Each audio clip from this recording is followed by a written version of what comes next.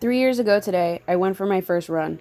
It was harder than I imagined. I was slower than I realized and managed to get lost running around my nan's neighborhood. But I loved it, and as I struggled to improve mile after mile, that embarrassment turned into pride. In the intervening years, I've run 2 half marathons, a 10-mile trail race, and a handful of 5Ks, chasing endorphins and mile times and getting emotional when I got my second pair of running shoes, saying goodbye to the first ones after I had worn them out. But on my last run, I made it a quarter mile on a muddy trail before I took one wrong step and tore a ligament in my ankle. And after 10 days of zero weight bearing, me and my crutches went to physical therapy, and I started making progress again, but much, much slower this time. I'd hoped to be back running to celebrate these last 3 years, but 8 weeks isn't enough time for the ligament. So for now, I'm doing a whole lot of walking.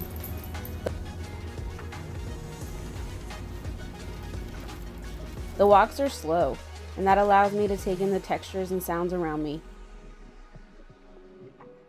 Sometimes I daydream, drifting to new worlds in my imagination. I take deep breaths and turn my face to the sky. I run my fingers through the flowers I pass. The purposeful slowing down allows me to drink my fill of the nature right outside my door.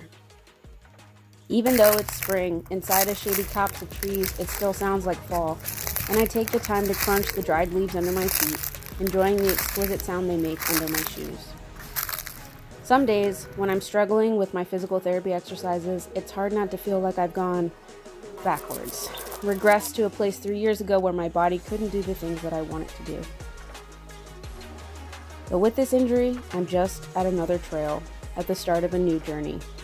Soon enough, I'll start to jog on a safe, flat track, and not long after that, my ankles will be strong enough to hit the trails. It's been 3 years since I gave myself the gift of running.